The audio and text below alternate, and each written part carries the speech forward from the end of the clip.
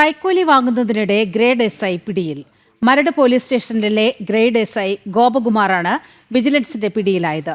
വാഹനം വിട്ടു നൽകാനാണ് കൈക്കൂലി വാങ്ങിയത്. ഇതിനിടെ സ്റ്റേഷനിൽ വെച്ചാണ് വിജിലൻസ് പിടികൂടിയത്. വിവരങ്ങളുമായി രേഷ്മ ബാബു ചേരുന്നു. രേഷ്മ, വിവരങ്ങൾ.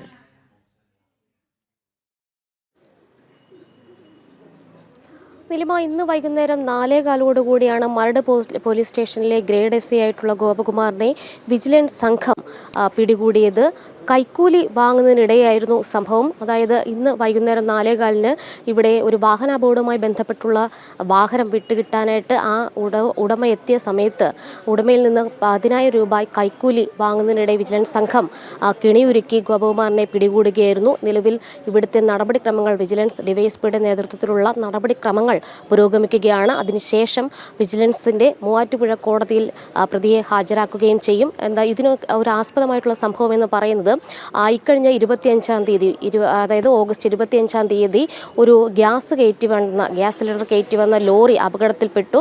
ഡ്രൈവർക്ക് ഹൃദയാഘാതം സംഭവിച്ചതിനെ തുടർന്നായിരുന്നു പോസ്റ്റിലും അതോടൊപ്പം തന്നെ മറ്റ് ചില വാഹനങ്ങളിലും ഈ പറയുന്ന ലോറി ഇടിച്ചത്. അങ്ങനെ ആ വാഹനം ഈ പറയുന്ന മരട് പോലീസ് സ്റ്റേഷനിലെ SI ഗോപകുമാറിന്റെ നേതൃത്വത്തിലുള്ള സംഘം പിടികൂടി. ഈ വാഹനം വിട്ടുകിട്ടാനായിട്ട് ക്ലിയറൻസ് സർട്ടിഫിക്കറ്റ് അടക്കം വാങ്ങിക്കൊണ്ടായിരുന്നു ഉടമ ഈ പറയുന്ന പോലീസ് സ്റ്റേഷനിലെത്തി SI ഗോപകുമാറിനോട് സംസാരിച്ചത്. ആദ്യഘട്ടത്തിൽ തന്നെ കൈക്കൂലി വേണമെന്നുള്ളൊരാവശ്യം ഗോപകുമാർ ഉന്നയിച്ചു. പക്ഷേ തൻ്റെ നിസ്സഹായാവസ്ഥ അടക്കം ഉടമ അറിയിച്ചെങ്കിലും ഇത് ഏറ്റവും കുറഞ്ഞ കൈക്കൂലിയാണ് ഈ 10,000 രൂപ. 10,000 രൂപയുമായിട്ട് ഇന്ന് വന്നു കഴിഞ്ഞാൽ ഈ വാഹനം വിട്ടു നൽകാമെന്നുള്ളതായിരുന്നു ഗോപകുമാർ മുന്നോട്ട് വെച്ച ആവശ്യം. ഉടനെ തന്നെ വിജിലൻസിൻ്റെ എറണാകുളം യൂണിറ്റിനെ ഈ വിവരം പരാതിക്കാരൻ അറിയിച്ചു, അതായത് ഉടമ അറിയിച്ചു.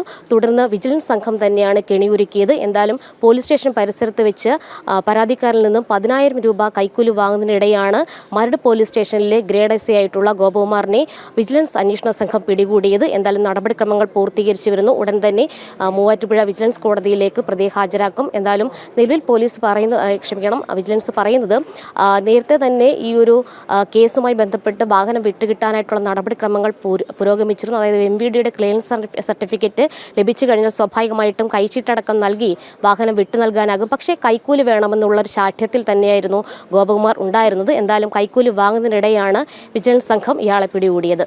ശരി.